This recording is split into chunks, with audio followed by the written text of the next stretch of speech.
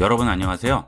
지금부터 1시간 동안 음성을 텍스트로 변환, 자주 사용하는 단축키, PDF 변환 등의 컴퓨터를 활용하기 위한 전반적인 내용들을 알아보도록 하겠습니다. 본 강의를 시청하시면 여러분은 더 이상 초보가 아닙니다. 적극 활용하셔서 많은 도움이 되시기를 바랍니다. 윈도우 10에서 음성을 녹음하는 방법을 알아보도록 하겠습니다. 윈도우 10에서 녹음을 하기 위해서는 일단 마이크가 있어야겠죠. 이 마이크는 다이소나 마트 같은 데 가시면 3,000원, 5,000원이면 구입을 하실 수 있죠. 요즘은 그런 저렴한 마이크도 품질이 굉장히 좋아요. 그래서 녹음해보면 아주 녹음이 깨끗하게 잘 됩니다. 전문적인 용도가 아니면 그 정도 마이크만 해도 충분히 활용하실 수가 있어요. 자, 그 마이크를 컴퓨터에 연결하신 후에 하단 작업 표시줄에 가시면 스피커 모양이 있죠. 자, 여기에 우측 버튼 클릭을 합니다. 그리고 소리 설정 열기로 들어가세요. 자, 그러면 출력과 입력 두 가지가 나오게 되죠. 출력 부분은 스피커에 해당하는 거고요. 자, 아래쪽에 입력을 보시면 현재 여러분이 연결한 마이크가 떠야 돼요. 그런데 만약 마이크가 나오지 않는다 그러면 눌러서 바꿔주셔야죠. 자, 이 입력 부분에 마이크가 스피커로 잡히는 경우도 많습니다. 그러니까 이걸 꼭 확인을 해주셔야 됩니다. 1, 20분씩 계속 녹음을 하셨는데 이 라인이 스피커로 입력이 돼 있는 바람에 음성이 하나도 녹음이 안 되는 경우가 있어요. 저도 가끔 시스템이 알아서 이렇게 바뀌어버리는 수가 있어요. 그래서 한 1, 20분씩 녹음을 했는데 나중에 보면 사운드가 하나도 입력이 안 되는 경우가 있습니다. 그래서 이 마이크 이용하실 때는 항상 여기 입력 부분에 마이크로 설정이 돼 있는지 꼭 확인을 해 보셔야 되겠어요.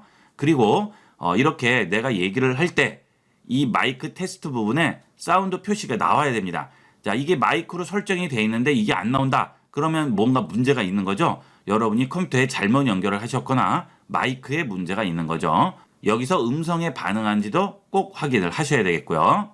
자, 그 다음에 또 하나는 장치 속성인데요. 자, 입력 부분에 있는 장치 속성입니다. 출력에 있는 장치 속성이 아니에요.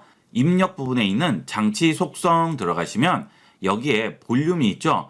자, 이것은 스피커 볼륨이 아니고요. 내 음성을 얼만큼 크게 녹음을 할 건지 그걸 정해주는 겁니다. 자, 일단은 녹음을 했는데 소리가 너무 작게 나와요. 자, 그래서 이 작업 표시줄에 있는 스피커 볼륨을 최대한 올려도 소리가 굉장히 적게 나온다. 그러면 입력 볼륨이 너무 작아서 그렇습니다. 마이크 입력 볼륨을 좀 높여서 하게 되면 소리가 그만큼 크게 입력이 되니까 여러분이 녹음을 하셨을 때 그 소리도 크게 나오게 되겠죠. 자, 이 볼륨도 꼭 확인을 하셔야 되겠습니다. 자, 이렇게 다 설정이 끝나셨으면 윈도우 시작 버튼 누르고요. 음성 녹음이라고 칩니다.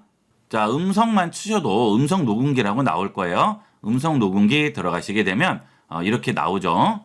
자, 음성 녹음기를 처음 쓰시는 분들은 다 이 화면으로 나오게 될 겁니다. 자, 여기서 마이크 버튼 누르시고 녹음을 하시면 되겠어요. 자, 해볼까요? 안녕하세요. 윈도우 10의 음성 녹음기 기능을 알아보고 있습니다.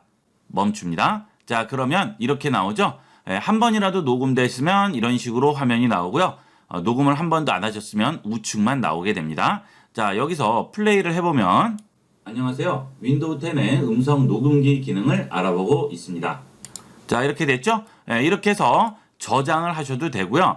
그 다음 이렇게 했을 때 필요 없는 부분이 있을 거 아니에요. 그 부분을 잘라줄 수도 있습니다. 자, 플레이 해보면 자, 여기까지는 가만히 있다가 여기서부터 말이 시작하죠. 앞쪽 자르고 끝부분에 소리가 끝나고 계속 무음으로 나오는 구간 있죠. 거기도 잘라버리고 싶어요. 그러면 이 아래쪽에 보시면 자르기 기능이 있습니다. 여기를 들어가셔서 자, 필요한 구간만 선택을 해주시면 돼요.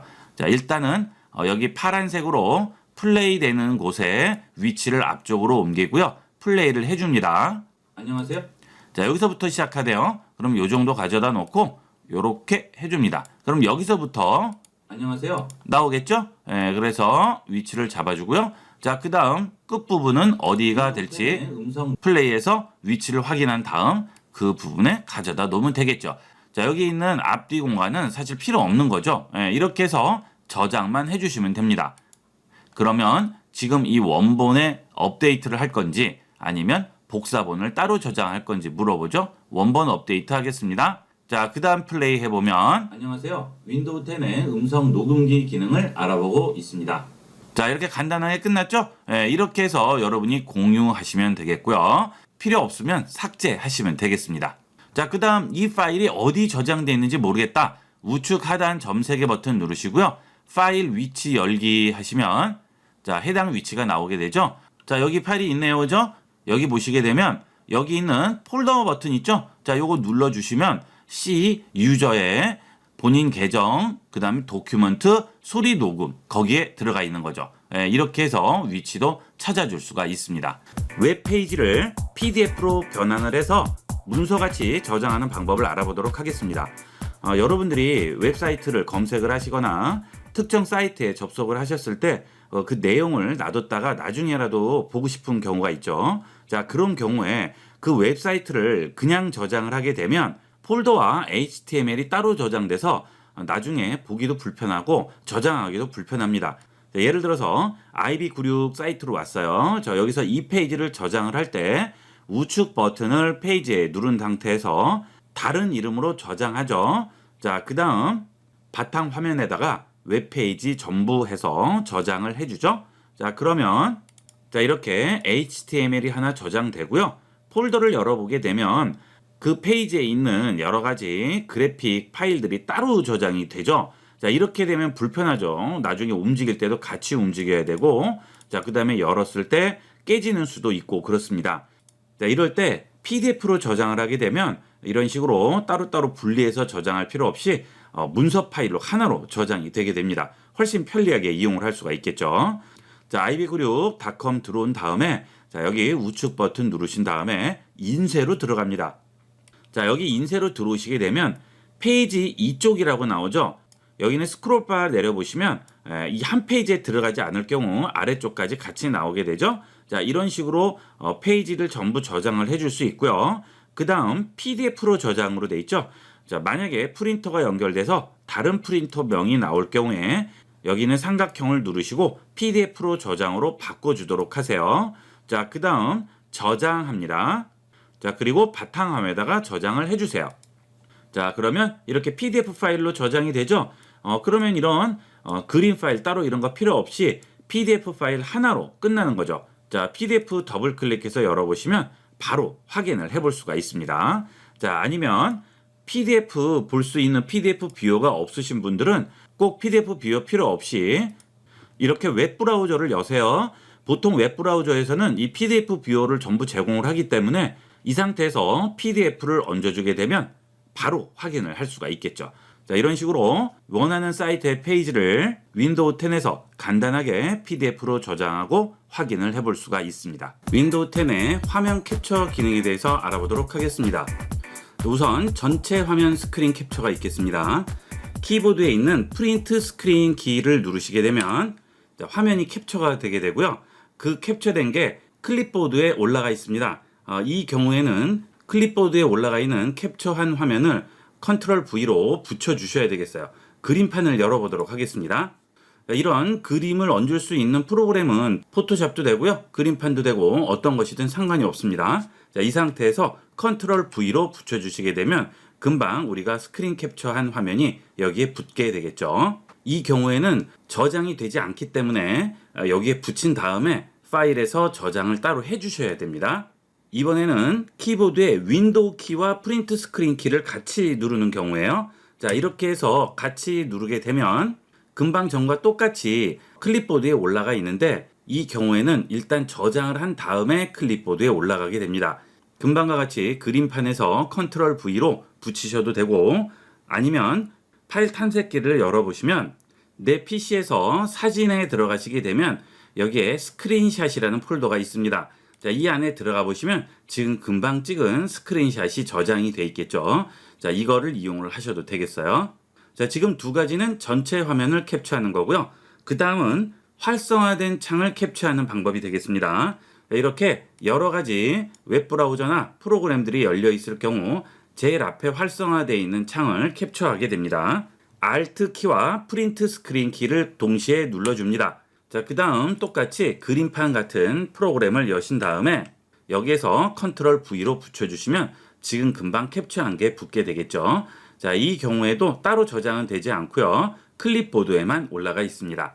이번에는 내가 원하는 영역만 캡처하는 방법이 되겠습니다. 윈도우 키와 쉬프트를 누르시고요. S 눌러줍니다. 자, 그러면 이렇게 위에 메뉴가 하나 뜨게 되겠죠. 제일 왼쪽에 있는 것은 사각형 캡처가 되고요. 자, 그 다음은 내가 원하는 대로 그려서 캡처를 하게 되고요. 세 번째는 내가 지정한 창만 캡처가 되게 됩니다. 자, 그 다음 마지막 것은 전체 화면 캡처가 되죠. 자, 우선 사각형 캡처는 내가 원하는 구역을 클릭 드래그해서 캡처를 하게 되겠죠. 이 경우에도 따로 저장은 되지 않고요. 클립보드에 붙여주셔야만 되겠습니다. 자, 똑같이 그림판 열고 컨트롤 V로 붙여주면 원하는 부분만 이렇게 나오게 되겠죠. 자, 윈도우 쉬프트 S 또 눌러볼게요. 자, 이번에는 원하는 구역 캡처죠. 내 마음대로 캡처가 됩니다. 자, 이런 식으로 그린 다음에 자, 이 상태에서 캡처가 되게 되면 자, 그림판에다 붙여주게 되면 이런 식으로 들어가게 되겠죠. 자, 안쪽에 있는 이 부분이 캡처된 부분이고요. 바깥쪽에 까만 부분은 사각형으로 캡처가 되지 않으니까 이 부분은 이렇게 까맣게 나오게 되겠습니다.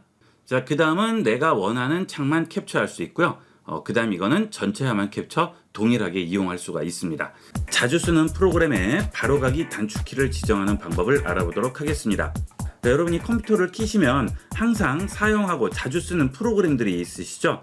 그런 것들을 일일이 더블 클릭하고 찾아가고 하실 필요 없이 단축키 한 번으로 간단하게 실행할 수 있는 방법을 알아보도록 하겠습니다. 자, 여기 크롬을 자주 실행한다고 하실 경우에 이 크롬의 우측 버튼 누릅니다. 그러면 아래쪽에 속성이라고 나오죠? 속성 들어갑니다. 자, 그러면 여기에 바로가기 키라고 있습니다. 자, 이 바로가기 키에서 단축키를 지정을 해주시면 되는 거예요. 자, 여기에 클릭을 하신 다음에 지금 없음이라고 되어 있죠. 자, 이렇게 커서가 있는 상태에서 키보드에 키를 조합을 해서 단축키를 만드시면 돼요. 자, 예를 들어서 컨트롤 알트 S를 눌러보도록 할게요. 컨트롤 알트 S. 자, 그러면 같이 입력이 되죠. 적용하겠습니다.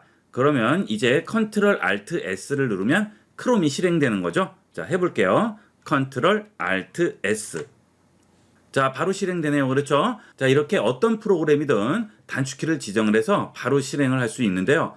여기 시작 버튼을 눌러서 나오는 이런 것들에는 지정을 해줄 수가 없어요. 왜냐하면 우측 버튼을 눌렀을 때 속성이 나오지가 않죠. 자, 그러면 이런 포토샵 같은 거를 실행하고 싶어요. 그러면 어떻게 해야 될까요? 바탕화면에 아이콘도 없어요. 그러면 이거를 들고 바깥으로 빼세요. 자, 이 상태에서 다시 누르면 속성이 뜨겠죠. 야, 여기서 바로가기 키를 지정을 해주시면 되겠습니다. 그러면 지금 여기에 그러면 여기 시작 버튼 눌러서 나오는 모든 프로그램에는 전부 단축키를 지정을 해줄 수 있다는 얘기가 되겠죠. 뭐 계산기부터 시작해서 워드, 엑셀, 그림판 뭐 뭐든지 여러분이 원하는 거는 꺼내놓고 단축키만 지정을 해주시면 되겠습니다. 자, 이렇게 바깥에 꺼내놨다고 해서 시작 버튼을 눌렀을 때 나오는 바로가기 아이콘이 없어지는 건 아니에요. 여기는 그대로 있고 꺼낸 거는 또 꺼낸 거대로 있습니다. 자, 그런데 이렇게 바깥에 꺼내놨을 때는 단축키가 지정이 돼요. 왜냐하면 이 아이콘의 우측 버튼을 눌러서 속성으로 들어가서 지정을 한 거죠. 자, 그러니까 이 시작 버튼을 눌렀을 때 여기에 있더라도 바깥에 나와 있는 이 아이콘이 없어지게 되면 그 단축키는 실행이 되지 않습니다. 그래서 단축키를 지정해 놓은 바로가기 아이콘들은 버리지 말고 그대로 놔두셔야 되겠습니다. 웹브라우저에서 간단하게 쓸 수 있는 편리한 단축키를 알아보도록 하겠습니다. 이 단축키는 크롬이나 웨일, 엣지 상관없이 전부 동일하게 이용을 할 수가 있습니다. 자, 크롬으로 해보도록 하겠습니다. 자, 우선 여러분들이 웹 검색을 하시다가 새로운 탭을 만드실 때 여기에 플러스 버튼을 누르시게 되죠. 이때 단축키를 이용해서 빠르게 열어줄 수가 있습니다. 키보드에 컨트롤 T 누르시게 되면 새 탭이 바로 생성이 되죠. 여기서 검색하거나 이용을 하시면 되겠어요. 자, 그 다음은 탭들이 여러 개가 열려 있을 때 탭 간 이동이 되겠습니다. 자, 컨트롤 탭과 컨트롤 쉬프트 탭이 되겠습니다. 자, 컨트롤 탭을 눌러볼게요. 컨트롤 탭, 컨트롤 탭. 그러면 어떻게 돼요? 다음 탭으로 넘어가게 되죠. 순서대로. 자, 여기서 컨트롤 쉬프트 탭을 누르면 뒤로 넘어가게 되겠습니다. 자, 이런 식으로 컨트롤 탭과 컨트롤 쉬프트 탭을 이용을 해서 탭 간에 간단하게 이동을 해줄 수가 있습니다. 자, 그 다음은 웹브라우저를 이용하시다가 새로운 탭을 만드는 게 아니고 아예 새로운 창을 만들어야 할 경우가 있죠. 자, 이럴 경우에는 컨트롤 N을 눌러서 새로운 창을 열게 됩니다. 컨트롤 N. 자, 이렇게 되면 아예 새로운 창이 하나 열리죠. 이렇게 해서 창을 열 수 있고요. 그 다음 닫으실 때는 컨트롤 W. 그러면 창을 닫을 수가 있겠죠. 자, 그 다음은 내가 웹서핑을 하고 검색한 그런 기록들을 컴퓨터에 남기지 않고 이용하고 싶을 때 쓰는 단축키가 되겠습니다. 자, 시크릿 모드 단축키인데요. 자, 컨트롤 쉬프트 N을 누르게 되면 시크릿 모드로 전환이 되면서 여기서 이용을 하는 것들은 컴퓨터에 전혀 기록이 되지 않습니다. 안전하게 이용할 수가 있겠죠. 특히나 공용으로 쓰는 그런 컴퓨터에서는 이 시크릿 모드를 이용하시게 되면 내가 검색했던 기록들을 다른 사람이 알 수가 없겠죠. 자, 검색했던 기록들은 어디서 보죠? 여기 점 3개 버튼 누르시게 되면 방문 기록이라고 나오죠. 그러면 지금까지 제가 방문했던 사이트들이 전부 여기에 나오게 됩니다. 그러니까 누구든지 금방 내가 뭘 검색했는지 알 수가 있죠. 이렇게 시크릿 모드를 이용하면 안전하게 이용을 할 수가 있습니다. 이미지로 저장된 텍스트를 실제 텍스트로 저장하는 방법을 알아보도록 하겠습니다. 여러분들이 이렇게 검색을 하시다 보면 이렇게 텍스트는 텍스트인데 이거는 지금 우리가 글씨를 쓸 수 있는 텍스트가 아니고 이미지로 저장된 텍스트죠. 자, 이럴 경우에는 클릭 드래그를 해도 긁을 수가 없죠. 지금 위에 있는 텍스트는 이렇게 하면 긁혀지지만 이 부분은 긁을 수가 없어요. 이것은 텍스트를 사진으로 만들어 놓은 그림이기 때문에 그렇죠. 자, 그럴 때 이런 내용들을 텍스트로 바꾸고 싶은데 그럴 때 이용하는 방법이 되겠습니다. 자, 일단 이 그림을 우측 버튼 눌러서 저장을 하도록 하겠습니다. 자, 바탕화면에 저장할게요. 여기 보시면 JPG 이미지라고 나오죠. 이건 텍스트가 아니죠. 그림입니다. 저장합니다. 자, 그러면 이렇게 그림을 확인을 해볼 수가 있네요. 자, 그 다음은 크롬에서 구글 앱 버튼 누른 다음에 여기서 드라이브로 들어갑니다. 자, 이 구글 드라이브에 지금 우리가 찍은 사진을 올리는 거예요. 자, 들어다가 올립니다. 자, 복사라고 나오죠. 자, 올려줍니다. 자, 그러면 업로드 한 개 완료라고 나오죠. 자, 여기서 최근 문서함 누르면 지금 금방 올린 파일이 여기 보여요. 자, 지금 올린 이 파일을 마우스 우측 클릭을 하시게 되면 메뉴가 나오게 되죠. 자, 여기서 연결 앱으로 들어가세요. 자, 그러면 구글 문서라고 나오게 됩니다. 자, 이 구글 문서로 가시게 되면 지금 우리가 선택한 그 이미지로 된 텍스트를 우리가 직접 이용을 할 수 있는 텍스트로 변환을 해주게 돼요. 자, 그러면 지금 이 그림을 이렇게 텍스트화 시키죠. 그러면 전부 긁어줍니다. 그렇죠? 자, 가끔 이미지에 있는 텍스트를 실제 워드나 이런 데서 쓰기 위해서 텍스트로 변형을 해야 할 경우가 있는데 자, 이럴 때는 이렇게 간단하게 바꿔줄 수가 있죠. 자, 이거 필요하시면 그대로 긁어서 복사해서 워드 프로세서나 메모장 이런 데 붙이시면 그대로 이용할 수가 있겠죠. 아주 간단하게 활용할 수 있으니까 이거는 많이 이용을 해보도록 하세요. 윈도우 10의 파일 탐색기에 대해서 알아보도록 하겠습니다. 윈도우 10의 아래쪽에 있는 작업 표시줄에 보시면 이 폴더 모양이 있죠. 이게 파일 탐색기가 되겠습니다. 이 파일 탐색기를 열어주시게 되면 현재 내 컴퓨터에 드라이버라든지 또는 최근 사용한 파일, 그 다음 USB가 꽂혀 있을 경우 USB 이런 것들을 전부 보여주게 되는데요. 이 파일 탐색기를 잘 이용을 하셔야 됩니다. 자, 보통 파일 탐색기를 잘 이용을 안 하시고 이용을 하시더라도 이 기능을 잘 이용 안 하시는데 이건 꼭 이용해 보도록 하세요. 자, 여러분들이 외부에서 USB를 사용하다가 여러분이 쓰시는 컴퓨터에 USB를 꽂았습니다. 그러면 이렇게 나오게 되겠죠. 자, 여기서 바로 여시는데 절대 그렇게 하지 마시고요. 바이러스를 체크하시고 열어주시는 걸 권합니다. 자, 이렇게 USB를 꽂으셨을 경우에 그 USB가 뜨게 되는데 이 USB를 클릭을 하시게 되는 순간 바이러스가 있다면 그 바이러스는 내 컴퓨터로 들어오게 되는 거죠. 절대 이런 식으로 USB를 클릭을 해서 그 내용이 보이면 안 되는 겁니다. 자, 이게 보이지 않는 상태여야 돼요. 처음에 USB를 꽂으면 이렇게만 나오겠죠. 자, 이렇게 나오거나, 그렇죠? 자, 이 상태에서 우측 버튼을 눌러서 여기서 마이크로소프트 디펜더로 검사를 해주도록 하세요. 만약에 여러분이 알약이라든지 V3가 설치되어 있을 경우 그 메뉴도 나오게 됩니다.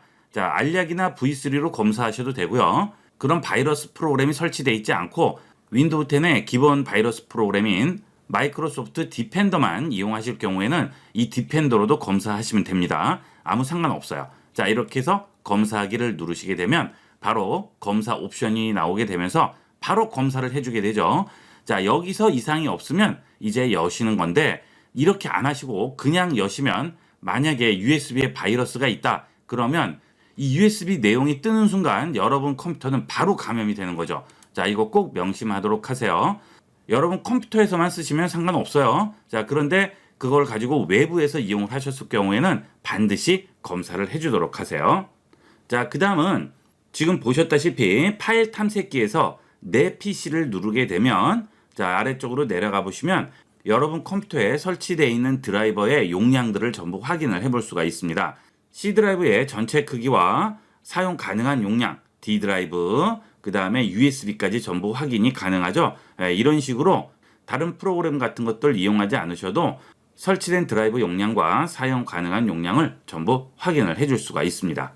자, 그 다음에 웹브라우저에서 파일을 내려받거나 다른 웹사이트에서 파일을 내려받았을 때 그 파일이 어디 있는지 잘 못 찾으시는 경우가 많은데요. 그것은 좌측에 보면 내 PC 아래에 다운로드 있죠. 자, 여기에 들어가 보시면 지금까지 다운로드 받았던 파일들을 전부 확인을 해볼 수가 있습니다. 자, 이런 식으로 확인을 해보시고 필요하신 파일이 있으시면 자, 선택을 하셔서 다시 꺼내 주시면 되겠죠. 자, 그럼 바로 나오죠. 이렇게 이용을 하시면 되겠습니다. 자, 여러분들이 다운로드를 많이 받으시는 경우에는 이렇게 다운로드 받은 파일도 정리를 한 번씩 해주셔야 되겠죠. 자, 정리를 해주실 때는 아무 파일이나 하나 선택을 해주세요. 그 다음 컨트롤 A 하신 다음에 딜리트 키, 키보드에 딜리트 키 있죠? 딜리트 키 눌러주시게 되면 전부 지워지게 되고요. 이렇게. 자, 그 다음 함부로 지울 수 없는 파일들은 이렇게 확인을 하게 되겠죠. 자, 이렇게 해서 다운로드한 파일도 확인하고 간단하게 삭제할 수가 있습니다. 윈도우 10의 작업 표시줄을 활용하는 방법을 알아보도록 하겠습니다. 자, 이 작업 표시줄에는 의외로 많은 기능들이 숨어 있어요. 그 기능 중에서 가장 기본적이고 유용하게 쓰일 수 있는 것들을 알아보도록 하겠습니다. 자, 우선 윈도우 10 이 화면에서 작업 표시줄의 위치를 바꿀 수가 있죠. 자, 클릭 드래그해서 우측이나 하단, 좌측, 상단 이런 식으로 여러분이 원하고 가독성이 좋은 위치에 옮겨 놓을 수가 있고요. 자, 그 다음 이 작업 표시줄의 우측 버튼을 누르시게 되면 작업 표시줄 잠금이라고 나오게 되죠. 이 작업 표시줄을 잠궈 버리면 움직일 수가 없겠죠. 고정되게 됩니다. 자, 마우스 조작을 잘못하시는 바람에 이게 막 우측에 붙고 하면 정신이 없어요. 그럴 때는 아예 이렇게 잠금을 해줘 버리면 하단에 고정이 되게 되겠죠. 또는 상단이나 좌우측에 고정해 놓을 수도 있겠죠. 자, 그리고 이게 계속 보여서 프로그램이나 웹 서칭할 때 불편해요. 그럴 때는 감춰줄 수도 있죠. 우측 버튼을 누르시고요. 작업 표시줄 설정으로 들어갑니다. 자, 여기에 데스크톱 모드에서 작업 표시줄 자동 숨기기라고 있어요. 자, 이것을 켜주시게 되면 바로 숨겨지죠. 마우스를 하단으로 가져가서 붙이면 나오고 바깥으로 꺼내면 숨겨지게 됩니다. 이렇게 하면 윈도우 창을 좀 더 넓게 사용할 수가 있겠죠. 저는 여러분 보여드려야 되기 때문에 끄고 이용하도록 하겠습니다. 자, 그 다음 작업 표시줄의 우측 버튼을 누르시고 작업 보기 단추 표시, 자, 이 부분도 되도록이면 켜고 이용을 하도록 하세요. 자, 끄면 여기 있던 거 없어졌죠? 다시 키면 여기 있던 거 나타나죠? 자, 이걸 눌러보시게 되면 여러분이 이 컴퓨터에서 지금까지 했던 작업들을 전부 보여주게 됩니다. 물론 인터넷 검색을 했다거나 이런 것들은 나오지 않고요. 지금까지 했던 작업들을 보여주게 됩니다. 프로그램과 그 다음에 어떤 파일로 작업을 했는지를 전부 보여주게 되겠죠. 자, 그 다음 이 작업 보기 기능이 편리한 이유는 여러분들이 컴퓨터에서 여러 가지 프로그램들을 실행을 하고 웹브라우저도 열고 여러 가지 작업들을 하고 있는 상황에서는 한 화면에 창이 여러 개 열려 있으면 작업하기가 굉장히 불편하죠. 자, 예를 들어서 자, 이렇게 여러 가지 작업들을 동시에 해야 될 경우에 이거 썼다가 이거 썼다가 왔다 갔다 하려면 굉장히 불편해요. 창들이 여러 개 있으면. 그럴 때는 여기 있는 작업 보기를 누르시고요. 새 데스크톱을 하나 만드세요.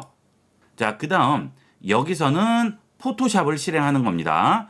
아까 데스크탑 화면에서는 엑셀을 실행하는 거고 또 하나를 만들어서 웹브라우저를 이용하게 되는 거죠. 자, 여기를 누르신 다음에 아까 데스크톱 1로 갑니다. 자, 여기서 엑셀도 종료하고요. 여기는 웹브라우저도 종료할게요. 자, 여기서 포토샵을 실행을 했어요. 자, 그 다음 작업 보기를 누르시고요. 데스크톱 2를 하나 더 엽니다.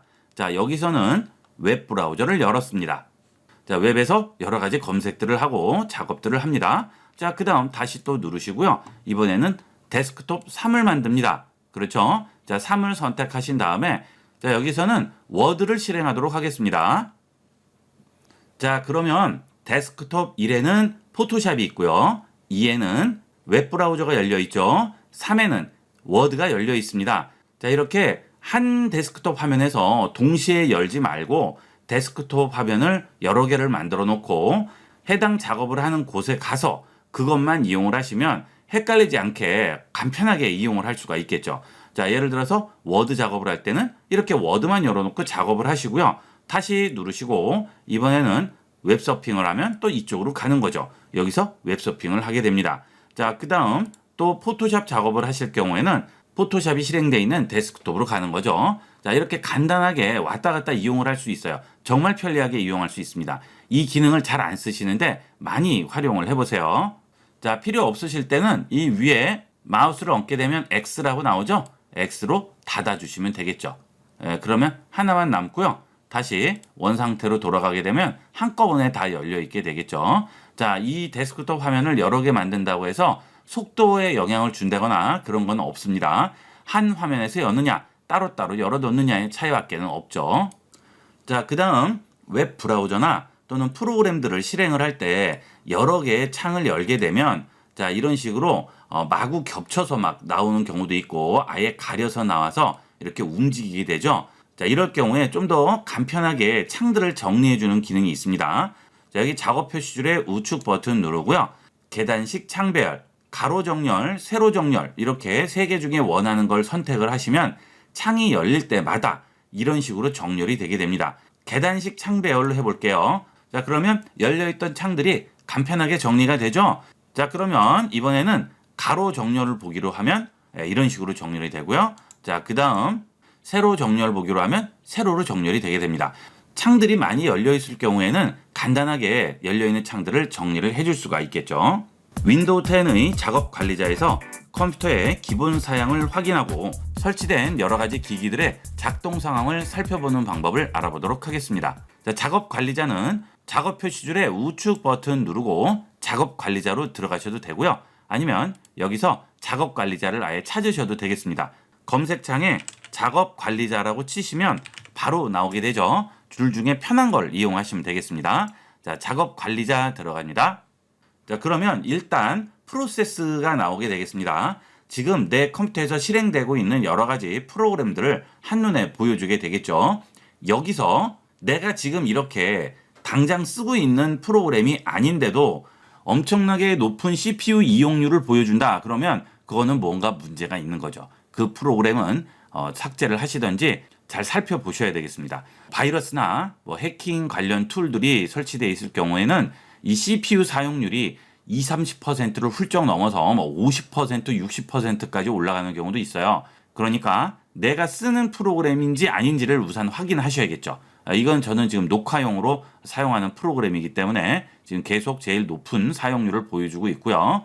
자, 그 다음에 GPU 사용률도 보도록 하세요. 자, 내가 쓰지 않는 건데도 GPU 사용률이 굉장히 높아요.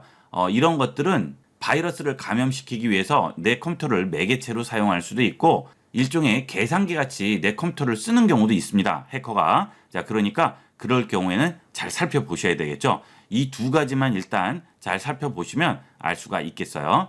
그 다음 네트워크 사용률이 엄청나게 높아요. 이거는 문제가 있는 거죠.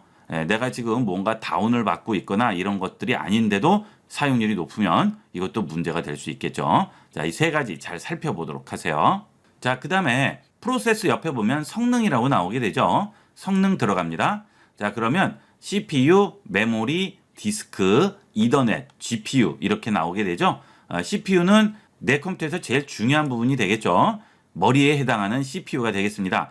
자, 가끔 컴퓨터 뭐 업그레이드 어떻게 해야 되나요? 이렇게 물어보시는 분도 있고 컴퓨터가 뭐 이런 게 문제가 있습니다 하고 물어보는 경우도 있는데 본인의 사양 자체를 모르는 분이 의외로 많습니다.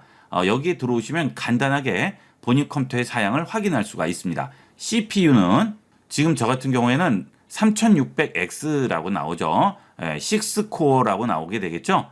코어와 스레드 뭐 이렇게 많이들 얘기하잖아요. 코어는 실제 계산기가 6개가 있다는 뜻이고요. 스레드는 이게 논리 프로세서예요. 스레드, 논리 프로세서는 이거의 2배가 되죠. 자, 이건 뭐냐면 계산기 하나를 2명이 동시에 쓰는 거예요.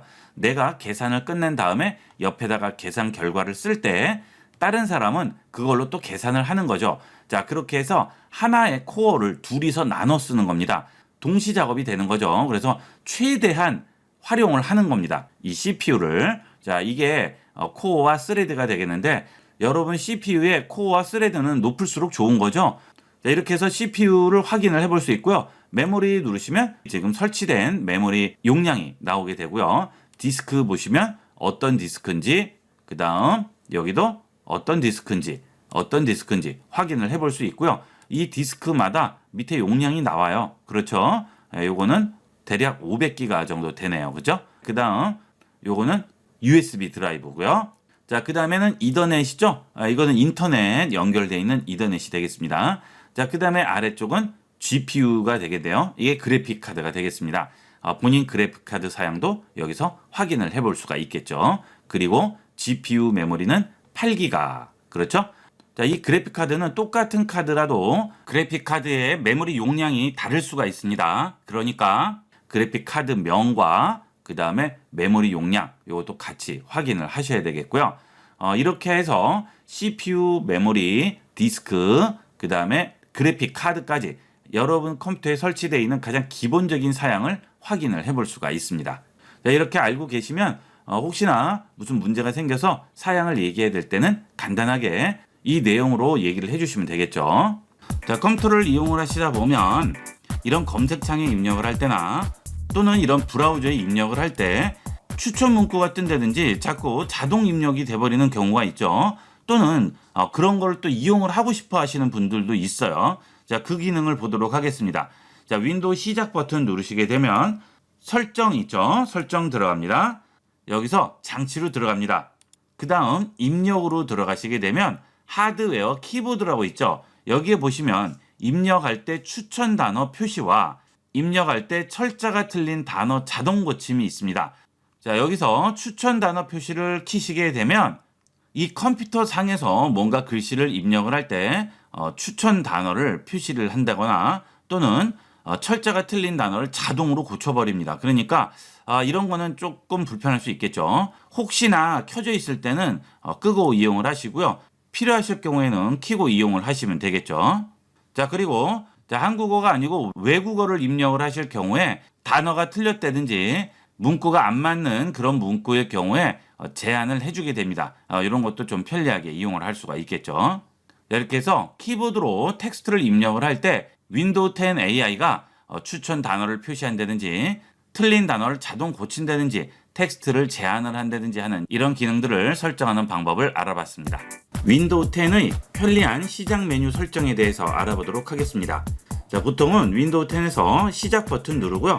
여기서 프로그램을 찾거나 여기 있는 바로가기를 이용을 하시게 되는데 여기는 시작 메뉴 창을 여러 가지로 조절을 해줄 수가 있습니다. 일단 크기가 조절이 됩니다. 자, 이렇게 올려주시면 좀 더 넓고 여러 가지를 한꺼번에 볼 수가 있겠죠. 자, 그리고 여기에 정리되어 있는 바로가기도 내가 나름대로 변형을 해줄 수 있어요.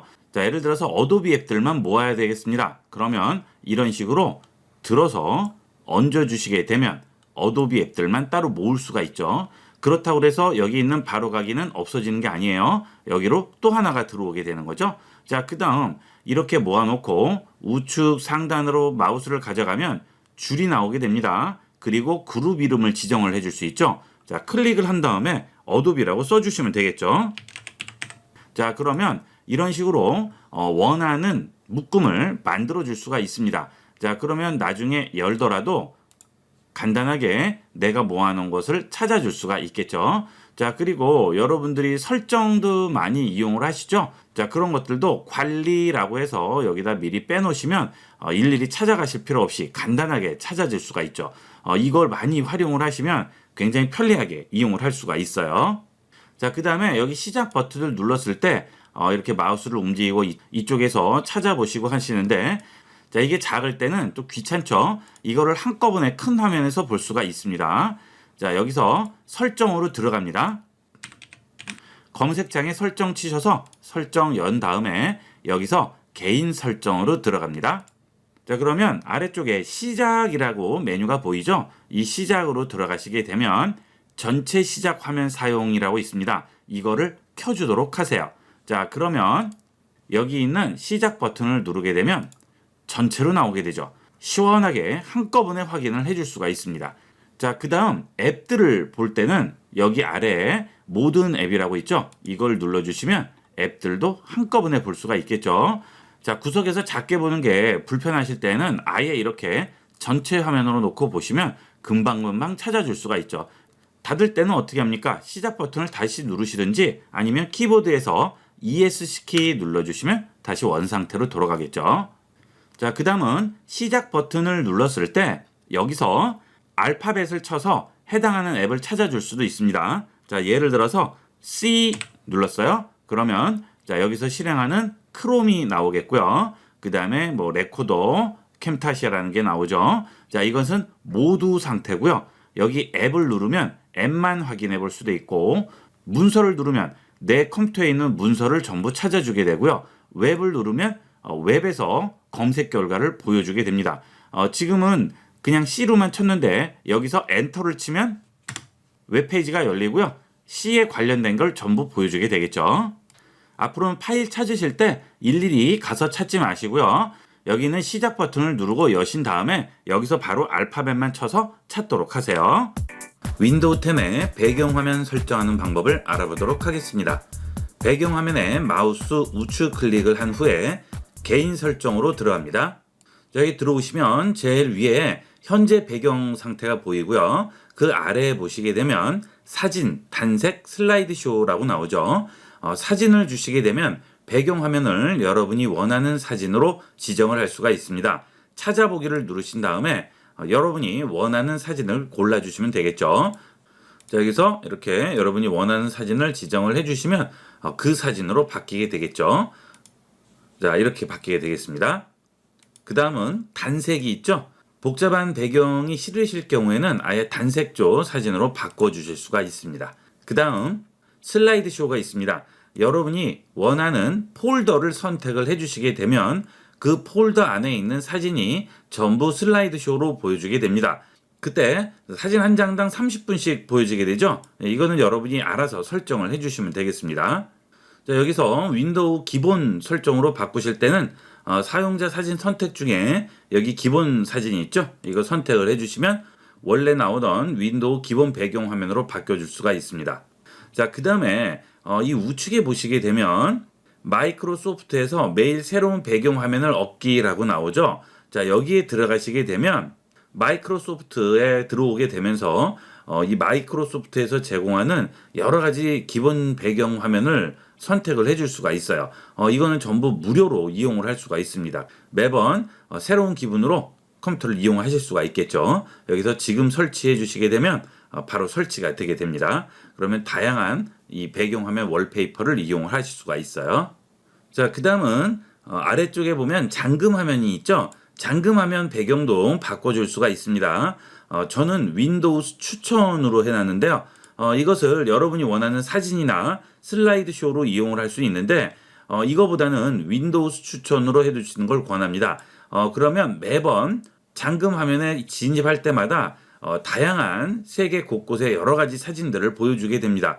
매번 이런 다양한 사진들을 감상할 수 있어서 굉장히 쓸모가 많아요. 윈도우 추천으로 잠금 화면 설정은 꼭 한번 해보도록 하세요. 자, 그리고 아래 보시면 잠금 화면의 빠른 상태를 표시할 앱 선택이라고 나오죠. 잠금 화면 상태에서 내가 원하는 앱을 지정을 해두시면 바로 진행이 되겠죠. 그 대신 이 표시할 앱은 윈도우 10에서 제공하는 기본 앱만 가능합니다. 눌러보시면 저는 지금 일정만 잡아놨죠.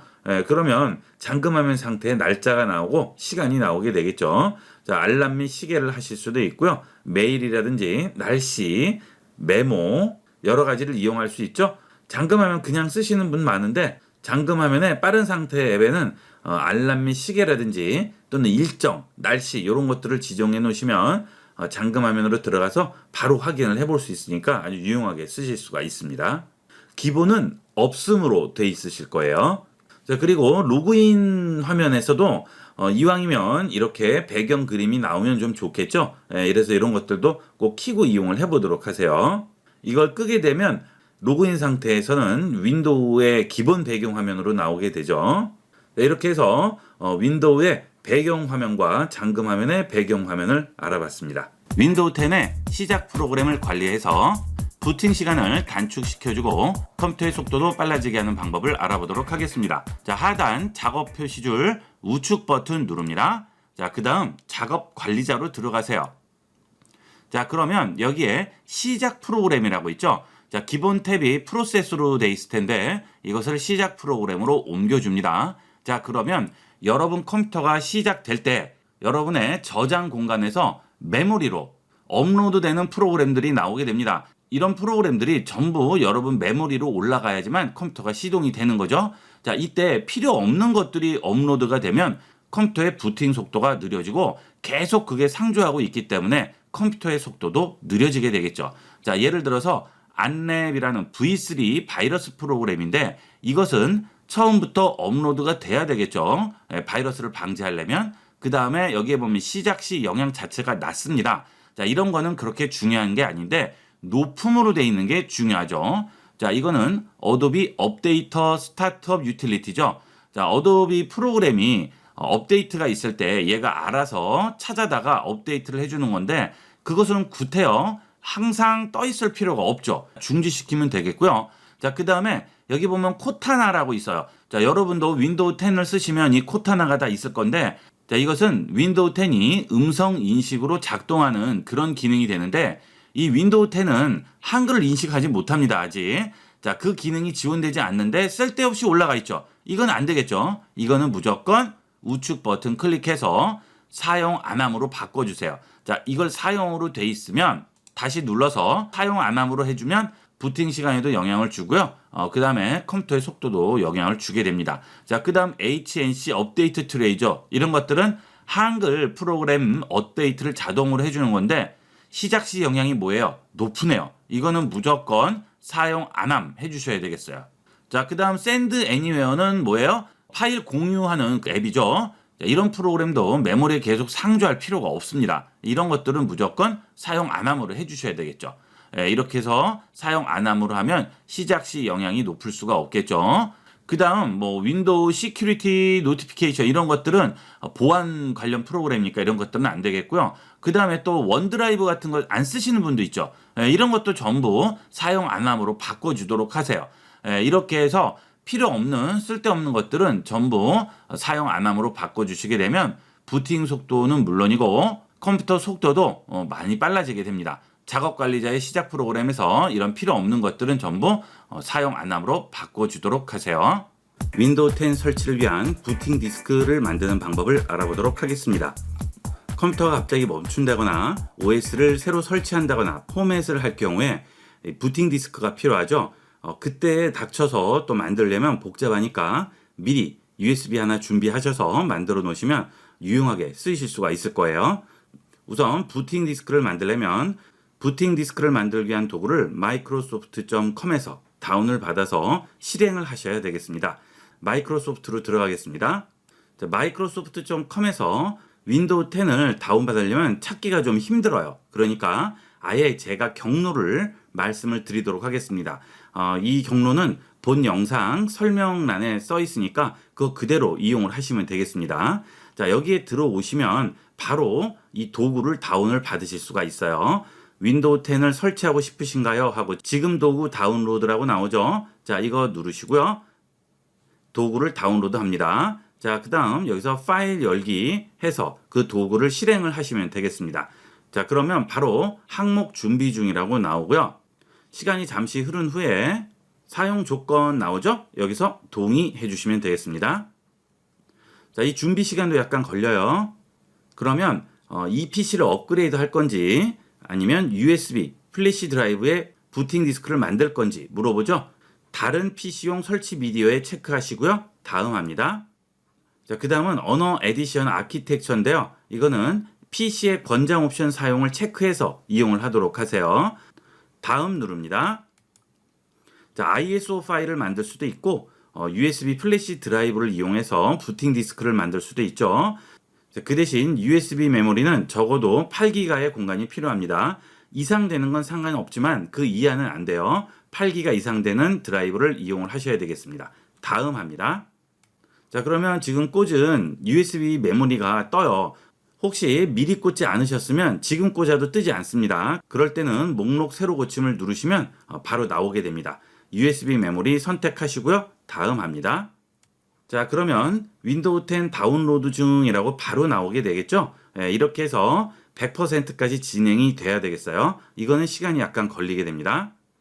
자, 거의 다운로드 됐죠? 자, 그 다음은 다운로드를 확인하게 됩니다. 그리고 바로 윈도우 10 미디어를 만드는 중이라고 나오게 되겠죠. 여기서 또 진행률이 100%가 되면 부팅 디스크가 완성되게 되는 거죠. 자, 그러면 그 USB를 가지고 계시다가 언제든지 OS를 새로 설치하신다든지 포맷을 하실 때 이용을 하시면 되겠어요. 본 영상은 생능출판사에서 출판된 비전공자가 업무에서 자주 물어보는 101가지 컴퓨터 활용 팁에 나오는 내용을 참고했습니다. 자, USB 플래시 드라이브 준비됐다고 나오죠? 자, 마침 합니다. 그러면 설치 프로그램이 닫히게 되겠죠. 자, 이제 파일 탐색기를 열고 USB로 들어가 보도록 하겠습니다. 자, 그러면 셋업해서 부팅 디스크가 완성이 됐죠. 이제 컴퓨터를 시동을 할 때 이 부팅 디스크를 이용을 해서 부팅을 할 수가 있게 되겠죠. 만드는데 시간은 약간 걸리지만 한번 만들어 놓으시면 그 OS를 쓰는 이상은 계속 이용을 할 수 있으니까 하나 만들어 두시면 많이 도움이 됩니다. 윈도우 10에서 화면 크기를 조절하는 방법을 알아보도록 하겠습니다. 우선 첫 번째로 마우스 휠을 이용해서 화면 크기 확대 축소를 하는 방법이 되겠습니다. 키보드의 컨트롤 키를 누른 상태에서 마우스 휠을 위쪽으로 밀어주게 되면 이렇게 확대가 되게 되겠죠. 자, 그 다음 아래쪽으로 휠을 돌리게 되면 축소가 되게 됩니다. 이 기능은 바탕화면 상태에서 뿐만이 아니고 웹 브라우저에서도 이용할 수가 있겠죠. 자, 이 기능은 바탕화면 상태에서 뿐만이 아니고 웹 브라우저 상태에서도 그대로 이용할 수가 있겠죠. 자, 이렇게 웹 브라우저를 연 상태에서 컨트롤 누르고 마우스 휠을 돌리면 이런 식으로 확대 축소를 해줄 수가 있고요. 자, 이때 바깥 배경화면에 놓고 마우스 휠을 돌리게 되면 자, 이런 식으로 배경화면만 조절이 가능하겠죠. 내 마우스가 위치한 상태에 따라서 화면 사이즈를 확대 축소할 수가 있습니다. 자, 그 다음 이거는 그림판 같은 거 여셔도 마찬가지로 활용을 하실 수가 있어요. 자, 여기 있는 메뉴 같은 것들은 적용이 안 되지만 자, 이렇게 안에 들어가 있는 그림들일 경우에는 이렇게 컨트롤을 이용해서 확대 축소를 해줄 수가 있습니다. 자, 이 기능은 문서 편집기라든지 파워포인트 전부 활용이 가능하고요. 자, 이런 식으로 이용하면 웹 브라우저 상에서 동영상을 시청할 때도 똑같이 확대 축소를 적용을 시켜줄 수가 있습니다. 자, 지금 유튜브를 실행해 봤는데요. 자, 이 상태에서 컨트롤 누르고 마우스 휠을 돌리면 이런 식으로 축소나 확대가 되게 되겠죠. 그래서 영상 같은 거 보실 때도 좀 더 편리하게 이용할 수가 있습니다. 자, 그 다음은 디스플레이 설정에서 사이즈를 조절하는 방법이 되겠습니다. 바탕 화면에 마우스 우측 버튼 누르시고요. 디스플레이 설정으로 들어갑니다. 자, 여기서 디스플레이 해상도로 들어가시게 되면 내 모니터가 지원하는 해상도를 조절을 해줄 수가 있습니다. 자, 눌러보시면 제 모니터 같은 경우에는 2560에 1440까지 가능한데요. 그 아래에 있는 해상도 중에 원하는 것들을 선택을 할 수가 있죠. 자, 물론 본인 모니터가 1920에 1080까지만 지원된다면 그 위의 해상도는 나오지 않겠죠. 여기에서 나오는 해상도는 전부 이용을 할 수 있고요. 되도록이면 권장에 있는 해상도를 이용을 하시는 게 제일 깨끗한 화면을 이용하실 수가 있겠습니다. 그런데 이 권장의 경우는 모니터가 지원하는 거의 최고 해상도에 설정하게끔 돼 있어요. 그러면 아이콘이나 텍스트 같은 게 너무 작아서 안 보이실 수가 있겠죠. 자, 그럴 때는 좀 전에 말씀드린 것과 같이 컨트롤과 마우스 휠을 이용해서 확대를 해서 보시면 선명하게 보면서 사이즈도 크게 보실 수가 있겠습니다. 윈도우 10에서 자주 쓰는 프로그램을 작업 표시줄에 고정하는 방법을 알아보도록 하겠습니다. 윈도우 시작 버튼 누르시고요. 여기서 여러분들이 컴퓨터를 켜시고 항상 쓰는 프로그램들이 있어요. 그죠? 그럴 경우에 이런 프로그램들을 아예 작업 표시줄에 고정을 시키는 겁니다. 자, 포토샵을 자주 쓰신다 하시면 우측 버튼 클릭을 하시고요. 여기서 자세히로 갑니다. 이 자세히에서 작업 표시줄 고정을 해줍니다. 그러면 자, 이런 식으로 고정이 되죠. 그러면 그 다음부터는 이 버튼만 누르면 포토샵이 실행이 되겠죠. 자, 지우실 때는 또 똑같이 들어가셔서 포토샵 우측 버튼 클릭을 하시고요. 자세히 가신 다음에 작업 표시줄에서 제거해 주시면 제거가 됩니다. 자, 그런데 여기서 우측 버튼으로 제거를 할 수도 있어요. 문제는 여기서 제거를 해도 여기에는 또 들어가면 또 제거라고 또 나오게 됩니다. 그러니까 아예 여기서 제거를 해주시는 게 좋겠죠. 자, 그러면 제거가 되죠. 자, 그 다음 또 우측 버튼을 다시 누르면 시작 화면에 고정이라고 나오죠. 자, 그건 어디예요? 그거는 여기에 고정이 되는 거죠. 자, 이 창 사이즈 조절이 가능하죠. 여기서 이렇게 들고 얹으셔도 되고요. 또는 우측 버튼 눌러서 시작 화면에서 제거를 하거나 고정을 해줄 수가 있습니다. 마지막으로 가끔 여러분들이 어떤 앱을 실행하거나 할 때 관리자 권한으로 실행해 주세요 라고 나오는 경우가 있죠. 자, 그럴 경우에 똑같이 그 해당 앱을 시작 버튼을 누르시고 마우스 우클릭 하세요. 여기서 자세히로 들어가면 여기에 관리자 권한으로 실행이 있습니다. 자, 이렇게 하면 컴퓨터를 관리자 모드로 재시동하지 않고도 관리자 권한으로 실행을 할 수가 있어요. 컴퓨터를 사용하시다 보면 프로그램을 여러 가지를 설치를 하고 파일을 복사하고 이동하고 하시다 보면 프로그램 간에 충돌이 있어서 잦은 다운이 있다거나 또는 바이러스에 걸린다거나 악성 코드 때문에 컴퓨터에 문제가 생기는 경우가 있죠. 자, 이럴 경우 주로 포맷을 하거나 초기화를 하시게 되는데 윈도우 10의 복원 메뉴를 이용을 하게 되면 문제가 생기기 이전 시점으로 돌아가서 컴퓨터를 다시 원래대로 돌릴 수가 있죠. 그 대신 그 복원 지점을 여러분이 설정을 해주셔야 됩니다. 그 방법들을 알아보도록 하겠습니다. 자, 우선 파일 탐색기를 여시고요. 자, 좌측에 있는 내 PC의 마우스 우측 버튼 클릭합니다. 자, 그리고 제일 아래쪽에 있는 속성으로 들어가세요. 자, 그 다음에 우측에서 아래로 내려가시다 보면 시스템 보호라고 있죠. 시스템 보호 들어갑니다. 자, 그러면 시스템 속성 창이 열리고요. 시스템 보호라고 하고 밑에 보호 설정이라고 해서 로컬 디스크 C라고 해서 나오죠. 시스템이라고 옆에 써 있어요. 이게 OS가 설치된 드라이버가 되겠습니다. 드라이브가 하나밖에 없는 분들은 그냥 이것만 나오겠지만 여러 개의 드라이브가 있으신 분들은 여러 개가 나오겠죠. 자, 그 중에서 시스템이라고 써 있는 OS가 설치되어 있는 드라이브를 눌러주고요. 그 다음 구성 버튼을 눌러줍니다. 자, 여기서 복원 설정 부분에 있는 시스템 보호 사용에 체크를 해주시고요. 아래에 있는 디스크 공간 사용을 보시면 시스템 보호에 사용할 최대 디스크 공간은 조정할 수 있다고 하죠. 공간이 가득 차면 이전 복원 지점이 삭제되고 새 복원 지점을 위한 공간이 확보된다고 합니다. 자, 현재 6.72기가를 이용을 하고 있죠. 자, 현재 사용이 이만큼인데 최대 사용은 지금 10기가로 돼 있죠. 보통 한 10기가 정도 잡으시면 충분해요. 뭐 이걸 너무 필요 없이 올리면 여러분 하드디스크 공간 자체를 잡아먹기 때문에 이 정도만 잡아주시면 되겠습니다. 자, 그 다음 적용하고 확인하시면 되겠어요. 자, 그러면 여기 보호 설정이라고 해서 여기 설정이라고 돼 있죠. 자, 이렇게 되어 있어야 돼요. 자, 그 다음 이 아래쪽에 보시면 시스템 보호가 설정되어 있는 드라이브에 대한 복원 지점을 만든다고 하죠. 자, 어디서부터 복원을 할 건지를 지정을 해주는 거죠. 만들기 합니다. 자, 여기 복원 지점 만들기라고 나오고 복원 지점을 쉽게 식별할 수 있는 설명을 입력한다고 하죠. 현재 날짜와 시간이 자동으로 추가된다고 하죠. 자, 여러분은 여기에 여러분이 알기 쉬운 설명만 넣어주시면 돼요. 자, 오늘 날짜로 복원 지점을 하나 만들 거예요. 그러면 뭐 예를 들어 복원 1이라고 했죠. 그 다음에 만들기만 눌러주시면 됩니다. 자, 그러면 복원 지점 만드는 중이라고 나오죠. 자, 그러면 이제 여러분이 쓰시다가 컴퓨터에 뭔가 문제가 생겼을 경우에는 지금 설정한 복원 지점으로 언제든지 돌아갈 수가 있는 거죠. 자, 복원 지점 만들었네요. 닫기 합니다. 자, 이제 여러분이 컴퓨터 사용하시다가 문제가 생기셨으면 여기 있는 시스템 복원 버튼을 누릅니다. 자, 그러면 이렇게 복원 지점 이후에 설치한 프로그램 드라이버는 제거될 수 있다고 하죠. 자, 여기서 다음 누릅니다. 자, 그러면 지금 복원 1이라고 제가 설정해 놓은 복원 지점이 있어요. 그죠? 요거 선택하시고요. 다음 누르시면 바로 복원이 시작되게 되겠죠. 그러면 여러분이 지정한 지점으로 돌아갈 수가 있습니다.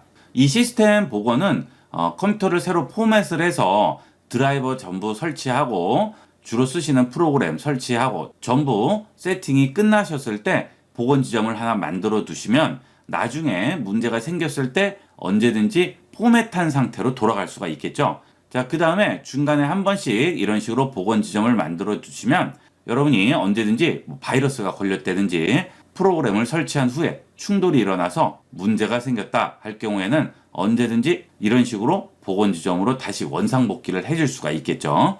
이런 것들은 아주 편리하게 이용을 할 수 있으니까 꼭 설치해서 이용을 해보도록 하세요. 자, 이번 시간은 윈도우 10에서 복원 지점을 설정하고 복원을 하는 방법을 알아봤습니다.